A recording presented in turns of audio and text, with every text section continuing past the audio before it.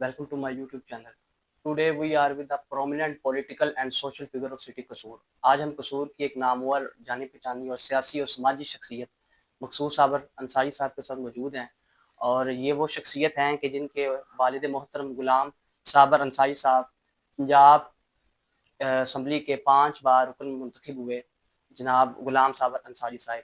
तो आज हम इनसे कुछ इनके ज़ाती ज़िंदगी के मुतल्लिक़ भी सवालात करेंगे और कुछ सियासी और समाजी सवालात भी इनसे करेंगे और इनसे इनके हल्के के मसाइल से मुतल्लिक़ भी सवाल करेंगे। तो सर, सबसे पहले तो आपका बहुत शुक्रिया कि जी आपने अपना मेहरबान। कीमती वक़्त दिया। तबीयत सेहत वगैरह ठीक है सर? अल्हम्दुलिल्लाह। सर, सबसे पहले तो आप हमें ये बताएँ कि जो भी सियासतदान हैं, कुछ सियासतदान ऐसे हैं कि वो पाकिस्तान जब बना तो वो इधर के ही रहायशी थे, लेकिन अक्सर पाकिस्तान की जो आबादी है वो पार्टीशन के वक़्त उन्होंने हिंदुस्तान से हिजरत की थी। तो सर, थोड़ा-सा आप हमें अपनी जो फैमिली बैकग्राउंड है, उसके मतलब बताएँ कि आपके जो बड़े थे वो मुहाजिर थे कि वो मकामी यहाँ के रहने वाले थे और उनका कारोबार क्या था? थोड़ा-सा आप हमें अपना फैमिली बैकग्राउंड के जी। मतलब बताएँ। जी, बिस्मिल्लाहिर्रहमानिर्रहीम। जी, सबसे पहले तो मैं आपका बेहद मशकूर हूँ कि आपने मुझे इस काबिल समझा कि कुछ सवालात किए। मैं अपने बड़ों के बारे में बताना चाहता हूँ कि पार्टीशन के वक़्त हमारे जो बड़े थे, मेरे दादाजी, हाजी मोहम्मद बिन अंसारी उनका नाम था।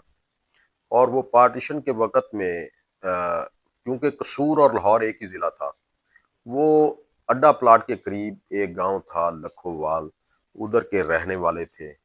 और बिल्कुल उनका खेती बाड़ी का थोड़ा सा काम था। और खेती बाड़ी के साथ साथ उन्होंने पार्टीशन के बाद हल्की फुल्की जो तजारत है वो कपड़े की शुरू कर दी। तो उसके बाद वो उधर से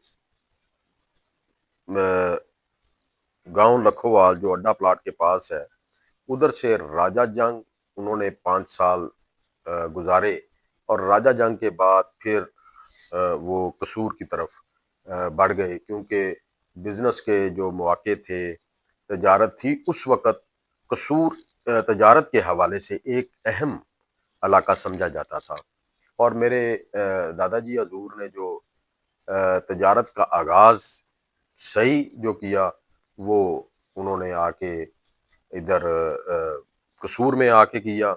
और लगभग तकरीबन 1955 1956 में उन्होंने कसूर में आके जो तजारत है वो शुरू कर ली। और उसके बाद मेरे वालिद मोहतरम हाजी गुलाम साबर अंसारी जब वो बड़े हुए तो फिर मेरे दादाजी ने जो हमारा कारोबार था छोटे पैमाने का, वो उनके सुपुर्द कर दिया। उसके बाद मेरे वालिद मोहतरम ने कारोबार में अल्लाह ताला ने उनकी मदद की। और मेरे वालिद मोहतरम हाजी गुलाम साबर अंसारी कसूर में एक ताजर होने के नाते जाने पहचाने जाते थे। और अल्लाह की ज़ात की उनके ऊपर एक ख़ास करम नवाजी थी कि कपड़े का कारोबार, उसमें अल्लाह ताला ने उनकी बहुत मदद की। और वो कपड़े के कारोबार में अल्लाह ताला ने उनको कामयाबियां दी, तरक्कियां दी, और वो बहुत आगे निकल गए।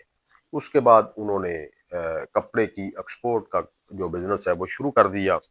और मेरे वालिद साहब का जो सियासी स्टार्ट लिया गया, वो 85 में जो गैर जमाती इलेक्शन हुए थे, उसमें शहर के लोगों ने मेरे वालिद साहब को, क्योंकि ये सियासी लोग नहीं थे, मेरे वालिद साहब को मजबूर करके, उनको राज़ी करके और उनके बड़ों को राज़ी करके 85 में फर्स्ट टाइम इनको इलेक्शन में शहर वालों ने मुतफ़िक़ा तौर पे फैसला करके इनको मेंबर पंजाब असम्बली के लिए उम्मीदवार नामज़द कर दिया।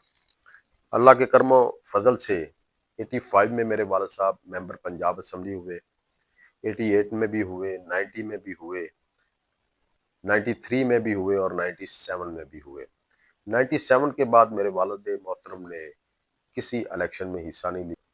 सर, ये आपने अपने वालिद मोहतरम का तो बताया कि वो सियासत में 19 सेंचुरीज़ के अंदर उन्होंने 5 बार वो मुंतखब हो गए मेंबर पंजाब असम्बली। तो सर, آپ نے بھی ان کی لیگیسی کو آگے لے کر چلے آپ، تو سر کیا آپ کس طرح سمجھتے ہیں کہ آپ اس لیگیسی کو کس طرح آگے لے کے جا رہے ہیں، اور آپ کو کیا ضرورت پیش آئی کہ آپ بھی سیاست میں آ گئے؟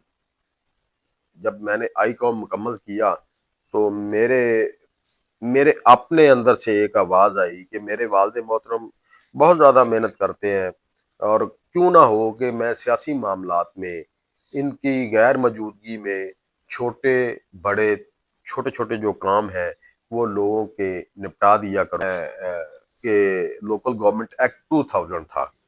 الحمدللہ 2001 میں میں الیکشن میں نے حصہ لیا، اللہ کے فضل و کرم سے میں کامیاب ہو گیا، اور اس کے بعد 2005 میں جب الیکشن ہوا تو میں اس وقت مجھے ایک سان سیٹ پہ ضلع کونسل کا ممبر بنایا گیا لوگوں کی محبت کے ساتھ، اور اس کے بعد نائب ضلع ناظم قصور کا الیکشن ہوا، اس میں دوستوں کے کہنے پہ اور گروپ کے کہنے پہ میں نے حصہ لیا اور اللہ نے مجھے ادھر کامیابی دی۔ عمران خان کی پارٹی جوائن کی اور اس کے گھر زمان پارک میں جا کے کی۔ میں اپنے کچھ بزرگوں کو ساتھ لے کے گیا تھا، ہال میں نہیں تھا، تو ہمارے بزرگ باری باری جاتے رہے اور واپس آ کے میرے کندھے پہ ہاتھ رکھ کے کہتے رہے کہ میرا خیال ہے کہ جو فیصلہ تم ہم سے کروانا چاہ رہے ہو وہ بہتر ہے۔ بزرگ ایک جگہ پہ بیٹھے اور سب نے یہی بات کی کہ ہمیں عمران خان میں سب سے جو اچھی بات لگی ہے وہ یہ ہے کہ ہم دوسرے کمرے میں گئے ہیں، ہم چونکہ لیٹ ہو گئے تھے، نماز کا ٹائم گزر رہا تھا اور ہم اس کمرے میں واش روم کے لیے گئے، لیکن ادھر ہم دیکھ رہے تھے کہ عمران خان اللہ کے حضور سجدہ کر رہا تھا، نماز پڑھ رہا تھا۔ 2018 میں نے صوبائی اسمبلی کا الیکشن جو ہے شہر قصور کا، اس وقت شاید 177 ہمارا 176 ہمارا پی پی نمبر تھا، میں نے حصہ لیا۔ اس کے بعد مجھے سٹی کارپوریشن پریزیڈنٹ بنا دیا گیا پاکستان تحریک انصاف کا۔ 2024 میں جب بہت زیادہ حالات خراب تھے تو پارٹی نے میرے اوپر NA 131 کی ذمہ داری ہے وہ دے دی، اور میں نے اس میں حصہ لیا۔ اور یہ جو آپ نے بتایا کہ عمران خان صاحب کے متعلق آپ نے بتایا کہ ان کی شخصیت کے متعلق آپ نے بتایا، تو سر آپ کیا سمجھتے ہیں کہ یہ جو عمران خان صاحب پر یہ جو مقدمات بنے ہیں ان میں کتنی سچائی ہے، اور ان کے متعلق آپ کیا کہنا چاہیں گے؟ خان ایک سچا عاشق رسول ہے۔ تیسری بات، عمران خان کے اوپر جو کیسز بنے ہیں وہ کیسز صرف اس لیے بنائے گئے ہیں کہ جو میں نے اس کی تعریف بیان کی ہے، ایک عدالت ضرور آئے گی جو ان کیسوں کو ریویو کرے گی اور اس میں عمران خان کا بے گناہ ہونا ثابت ہو جائے گا۔ سر یہ جس طرح ہم دیکھتے ہیں کہ خان صاحب جو ہے وہ جیل میں ہے، تو پیچھے سے نا ان کے جانے کے بعد مین جو لیڈر ہیں PTI کے وہ تو جیل میں ہے، تو عوام میں ایک چیز کا تاثر یہ موجود ہے کہ PTI ٹوٹ پھوٹ کا شکار ہوگی، تو کیا واقعی PTI کو ٹوٹ پھوٹ کا شکار ہوئی ہے کہ نہیں؟ فوڈ کی آپ بات کر رہے ہیں نا، یہ بات ٹھیک ہے، ہو جائے گی، یہ ان کے شوشے ہیں کہ ٹوٹ پھوٹ کا شکار ہے، ایسی کوئی بات نہیں، کتاب لیں گے۔ سر یہ جس طرح 9 مئی کا واقعہ ہوا اور کمانڈر ہاؤس پر حملہ ہوا، تو اس کا جو بلیم تھا وہ PTI پہ لگایا گیا، تو سر اس کے متعلق آپ کیا کہنا چاہیں گے؟ یہ کیا PTI کی قصوروار تھی کہ آیا کہ یہ بس الزام کی حد تک ہی ہے؟ دیکھیں جی، یہ ایک پلان کیا گیا۔ پلان کس نے کیا؟ جو غیر جمہوری لوگ تھے، جو غیر جمہوری پارٹیاں تھیں، جو غیر جمہوری لیڈرشپ تھی ادر پارٹیز کی، ایک پلان بنایا گیا کہ ان کو کارنر کرنا ہے، ان کو ختم کرنا ہے، اس پارٹی کو ختم کرنا ہے، اس کے لیے ایک 9 مئی کرائی گئی۔ بات یہ ہے کہ ہم بھی ایک اس دن جب ہمارا قائد 9 مئی کو اریسٹ ہوا ہے اور جس غیر جمہوری طریقے سے اس کو اریسٹ کیا گیا ہے، ہمارا ایک پرامن پروٹیسٹ تو بنتا تھا نا پارٹی کے لوگوں کا۔ جی ہم جب پرامن پروٹیسٹ کر رہے ہیں تو ظاہری بات ہے کہ اگر ادھر ہم 100 200 بندہ موجود ہے تو اس میں اگر 30 بندے ایسے بھی آ جائیں جن کو ہم نامعلوم کہتے ہیں، شرپسند کہتے ہیں. شرپسند کہہ لیں، نامعلوم کہہ لیں، جن کو ہم جانتے نہیں ہیں، لیکن ہر بندہ ایک دوسرے کو نہیں جانتا۔ آج کل جو حالات ہے، ایک آبادی میں رہنے والے ہر بندے ایک دوسرے کو نہیں جانتے۔ ادھر آ کے جن لوگوں نے شرپسندی کی، ہم تو نہیں ان کو جانتے وہ کون لوگ تھے، لیکن وہ سارے کا سارا ہمارے کندھوں پہ پڑ گیا، ہمارے سر پہ پڑ گیا۔ ہم لوگوں کی ایف آئی آر ہوئی، دہشت گردی کی دفعات لگی۔ اب بات یہ ہے، کور کمانڈر ہاؤس کی سیکیورٹی کیا اتنی کمزور تھی کہ 300 400 500 بندہ وہ کنٹرول نہیں کر سکے؟ کیا corps commander house, corps commander, اگر کور کمانڈر لاہور کی بات کی جائے تو جو ہے کور کمانڈر جس نے ہمارے ملک کی حفاظت کرنی ہے، سرحدوں کی حفاظت کرنی ہے، تو وہ 300 400 500 بندے کو کنٹرول نہیں کر سکتا تھا۔ کتنے ناکے کراس کر کے وہ کہتے ہیں کہ گئے ہیں، وہ ناکے کدھر تھے اس وقت؟ وہ ناکے پہ موجود نفری کہاں تھی اور وہاں کون لے کے گیا؟ سر یہ بھی ایک لمبی بات ہے، اس پہ بھی ایک پورا پروگرام چلے گا۔ آج ہمارے کے پی کے میں جو انہوں نے ہمارے موجودہ وزیر اعلیٰ افریدی صاحب ہیں، انہوں نے کہا ہے کہ ٹھیک ہے جی، اس پہ جو کیسز بنے ہیں کے پی کے میں 9 مئی کے حوالے سے اس کی مکمل جو ہے انکوائری کروائی جائے، جوڈیشل انکوائری، اور کروا کے اس کا ہمیں حقائق کا پتہ چلنا چاہیے کہ یہ کون لوگ تھے جنہوں نے اتنا بڑا کام کیا۔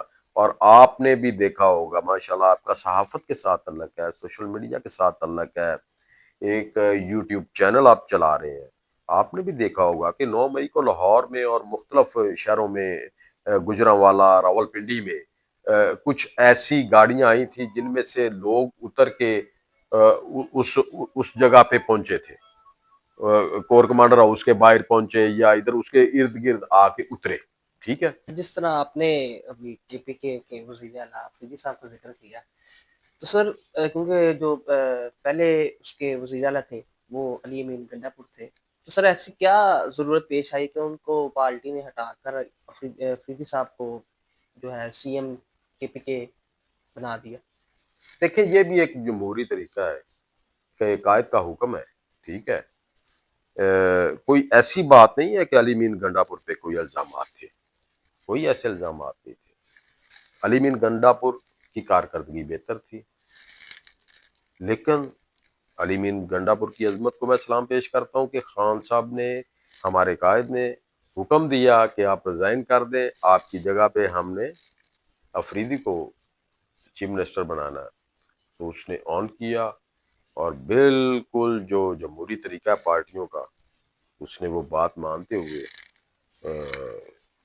ریزائن کیا، اور سہیل افریدی کو ہمارے انہی ممبران نے، آپ دیکھیں کہ علی مین گنڈا پور نے بھی اس کو ووٹ دیا ہے، سہیل فریدی کو علی مین گنڈا پور نے بھی ووٹ دیا اور ان کا مین سپورٹر تھا۔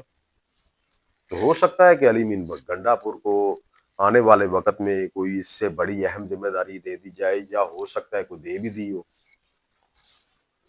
سر یہ ابھی پچھلے دنوں ہم دیکھ رہے تھے کہ 27 امینڈمنٹ گورنمنٹ نے پاس کی ہے، تو سر جس طرح 18ویں آئینی ترمیم آئی تو اس پر ایک لمبی ڈبیٹ ہوئی، اور وکلاء نے بھی جو 18ویں آئینی ترمیم آئی تھی اس کی حمایت کی تھی، لیکن اس بار جب جو یہ 27 امینڈمنٹ آئی ہے اس کو بڑا ریپڈلی اور بڑا فاسٹلی تیزی کے ساتھ اس کو پاس کرایا گیا ہے پارلیمنٹ سے، وداؤٹ اینی ڈبیٹ۔ اس پر کوئی بحث مباحثہ ارکان پارلیمنٹ کو کرنے کا موقع ہی نہیں دیا گیا۔ تو سر ایسی کیا ضرورت حکومت کو پڑی کہ انہوں نے اتنا فاسٹلی وداؤٹ اینی ڈبیٹ اس کو پاس کرایا؟ آپ نے سب سے پہلے تو جی میں اس پہ بات یہ کروں گا کہ یہ تو کوئی جمہوری طریقہ نہیں ہے نا، یہ تو کوئی جمہوری طریقہ نہیں ہے کہ آپ کو ایک شخص کہہ رہا ہے کہ ہاں کر دو تو ہم نے بغیر پڑھنے کے ہاں کر دی. جیسے کہ خدا نخواستہ کسی شادی شدہ شخص کو کہہ دیا جائے کہ یہ میں آپ کو پیپر بھیج رہا ہوں، پڑھنے کے بغیر آپ سائن کر دو، تو وہ چاہے پیپر اس کی طلاق کے ہوں تو وہ سائن کر دے. اور یہ ایک ایسا قانون بنایا گیا ہے کہ جو صرف اور صرف اس لیے بنایا گیا ہے کہ ہم جو کچھ مرضی کر لیں، تا حیات آپ ہم سے کچھ نہیں پوچھ سکتے. سر یہ 27th امینڈمنٹ میں جو سپریم کورٹ تھی اس کی جو پاورز تھی اس کو کٹ کر کے یا اس کو کیا لیں کم کر کے کہا گیا ہے کہ جی کانسٹیٹیوشنل کورٹ یعنی ایک آئینی عدالت کو قیام لایا جائے گا. تو سر آپ اس کو کس نظر سے دیکھتے ہیں کہ سپریم کورٹ کی جو طاقت ہے اس کو آپ کم کر کے ملک میں ایک آئینی عدالت نئی عدالت کا قیام کریں اور پھر کہیں کہ جو کانسٹیٹیوشنل کورٹ ہے اس کے جو ڈیسیشنز ہیں وہ سپریم کورٹ پر بھی بائنڈنگ ہے؟ اچھا، جج تو ہوتا ہی آئینی ہے، تو ان کے اوپر ایک آئینی کوڈ بنانے کی ہمیں ضرورت کیا ہے، جبکہ ہمارے ادھر عوام کے پاس عوام کے اوپر پہلے ہی بڑا بوجھ ہے. عوام کو کھانے کے لیے 2 وقت کی روٹی نہیں مل رہی اور اس کے لیے اس کے اوپر اتنا بوجھ ڈالا جا رہا ہے کہ ایک آئینی عدالت بھی بنائیں گے، ان کو اربوں روپے سالانہ بھی جائیں گے، ان کو جو مرادات ملیں گی، جو ان کو پیٹرول کی مد میں، جو ان کو بجلی کی مد میں، ملازموں کی مد میں، گاڑیوں کی مد میں، اور ان کے نیچے جو سٹاف ہوگا اس مد میں اربوں روپیہ خرچ ہوگا. ہماری قوم اب اپنے کندھوں پہ یہ بوجھ برداشت کرنے کے قابل نہیں رہ گئی. اصل میں کیا ہے کہ ان کو وہ ججز چاہیے جو ان کے حکم کے مطابق فیصلہ کریں. سر یہ جس طرح آپ نے 27ویں آئینی ترمیم کی بات کر رہے ہیں اور کانسٹیٹیوشنل کورٹ کی بات کر رہے تھے، تو اسی طرح اس 27th امینڈمنٹ میں لائف ٹائم امیونٹی تا حیات استثناء، چونکہ آپ اسلامک نالج بھی رکھتے ہیں اور ایک مذہبی گھرانے سے بھی آپ کا تعلق ہے، تو سر آپ یہ جو لائف ٹائم امیونٹی ہے اس کو آپ کس نظر سے دیکھتے ہیں اور اس پر جو ہمارے علماء ہیں چاہے وہ کسی بھی مکتبہ فکر کے ہو سوائے جو اپنا مفتی تقی عثمانی صاحب ہیں ان کے علاوہ کسی اور مفتی یا کسی اور عالم دین کا اس پر نہیں آیا کہ یہ اسلام کے خلاف ہے اور یہ نہیں ہونا چاہیے، اس پر آپ کا حضرت عمر فاروق رضی اللہ تعالی نے تو نہیں مانگی تھی، وہ کہتے تھے کہ میرے ساتھ ابھی بھی سوال کر لو، جدھر میں غلط ہوں مجھے بتاؤ. اسی طرح اگر چلے جائیں تو یہ ایک غیر شرعی بات ہے. حساب چلے ان کا زور ہے، ڈنڈے کے زور پہ انہوں نے کروا لیا، لیکن تا حیات کا کروایا نا، حیات کے بعد کا تو نہیں کروایا. ایک میدان حشر میں بھی عدالت لگے گی، ادھر تو حساب دینا پڑے گا جو ظلم کیے ہیں. سر کائنڈلی یہ جو ایک تو فقرات میں جو علماء کی خاموشی ہے ہاں، اس علماء پر کی ذرا جو خاموشی پہ آپ بھی میں بات کر رہا ہوں. علماء کانفرنس میں آپ سمجھتے ہیں کہ 300-400 عالم بیٹھا تھا، عالم وہی تھا جس نے حق کی بات کی ہے، اور جس نے حق کی بات نہیں کی میں بالکل اس کو عالم نہیں سمجھتا ہوں، بالکل اس کو عالم نہیں سمجھتا ہوں. سر یہ لاسٹ پہ میرے دو جو کوشچن ہے وہ کمبائن کرنے لگا ہوں.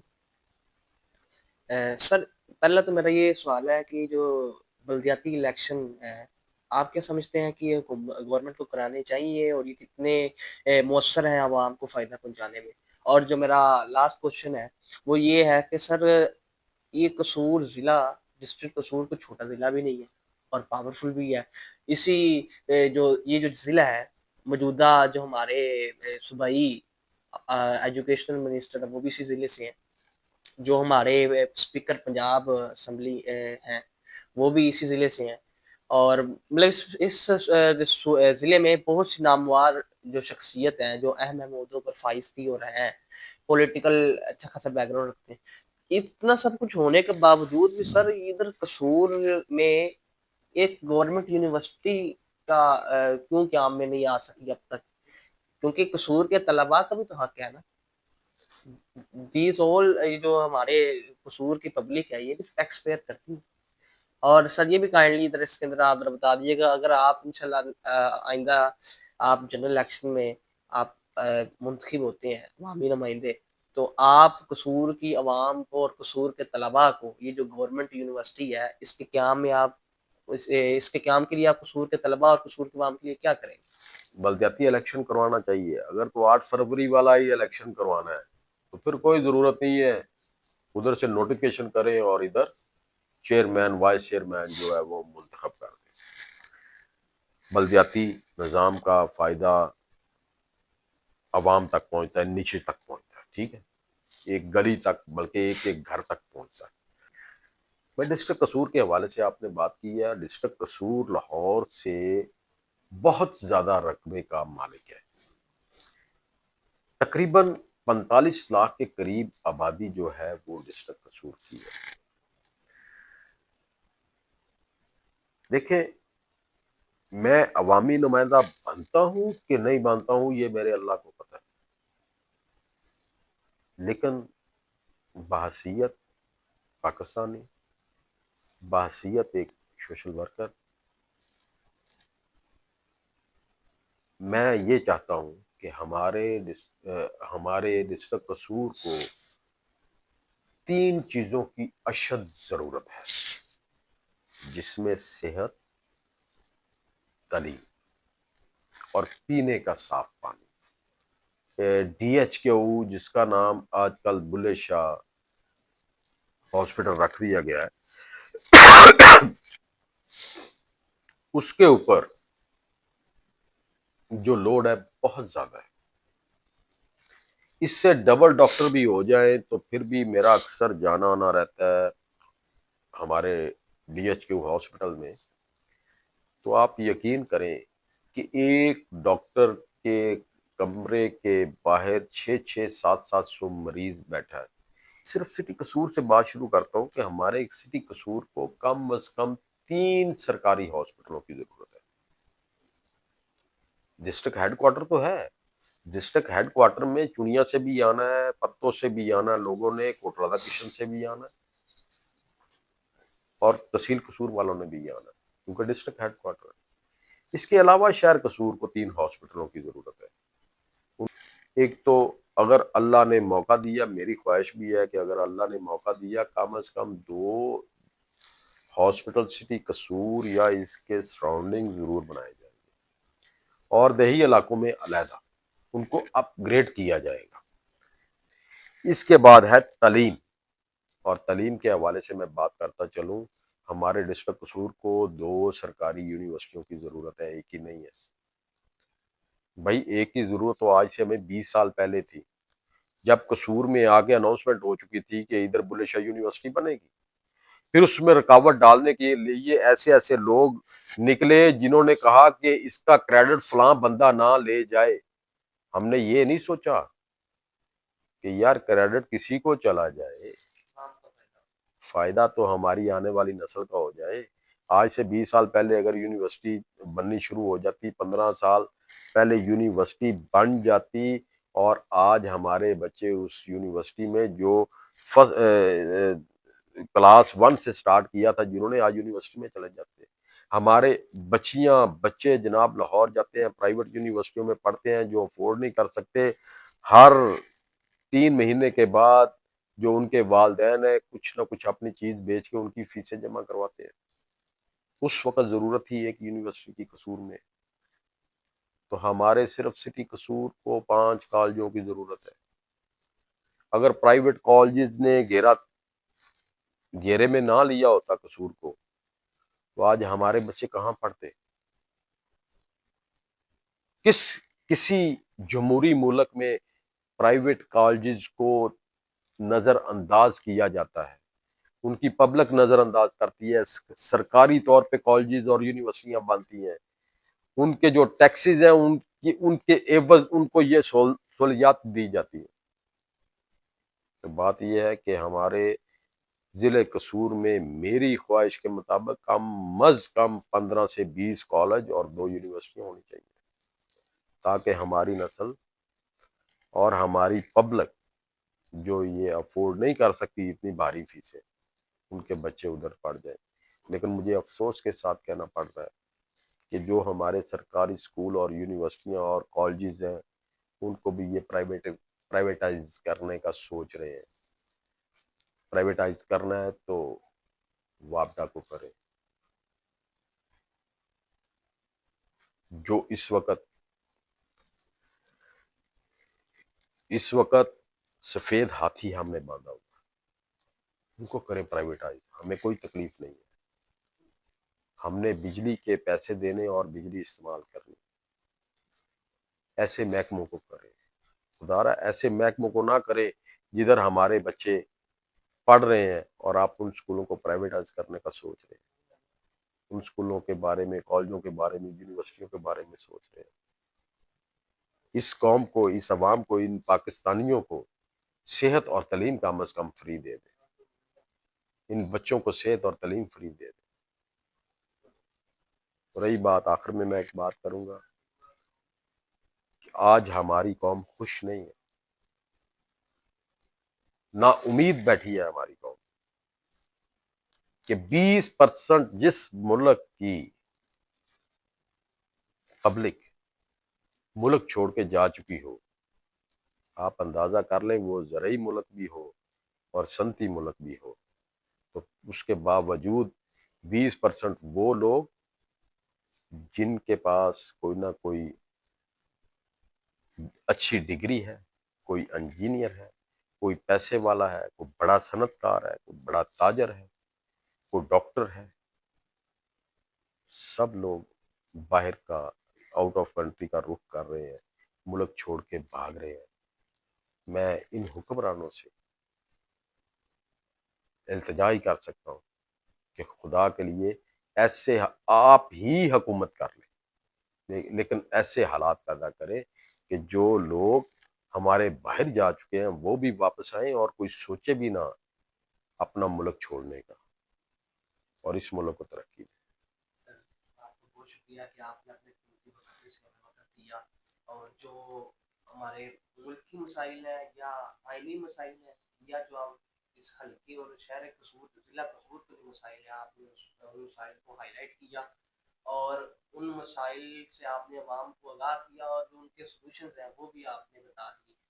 تو ہم اب یہی جو ہے اس ملک کے جو حاکمین ہیں اور اس ملک کے جو باغ دور جن کے ہاتھ میں ہے، ان سے یہ کہیں گے کہ دعائی کر سکتے ہیں، اور یہ ان سے یہ امید ہی کر سکتے ہیں کہ ملک صحیح راستے پر چلے گا، اور جو ہمارے معاشی سیاسی انسٹیبلٹی ہے وہ بھی ٹھیک ہو جائے گی۔ اور دوسرا جو قصور کا سب سے میجر آپ نے تین مسائل بتائی ہیں، تعلیم، صحت اور یہ بالخصوص یونیورسٹی کا، تو اس پروگرام کے توسل سے میں جو بھی ہمیں ویورز دیکھ رہے ہیں اور جو یہ طاقت رکھتے ہیں، یہ طاقت رکھتے ہیں اور ان اہم عہدوں پر فائز ہے کہ وہ ضلع قصور میں، شہر قصور میں سرکاری یونیورسٹی اور صحت کے نظام کو بہتر بنا سکتے ہیں، تو ان کے آگے التجا بھی ہے، التماس بھی ہے کہ خدارہ اس ضلع کی عوام کی فلاح و بہبود کے لیے آپ جو ہے سرکاری یونیورسٹی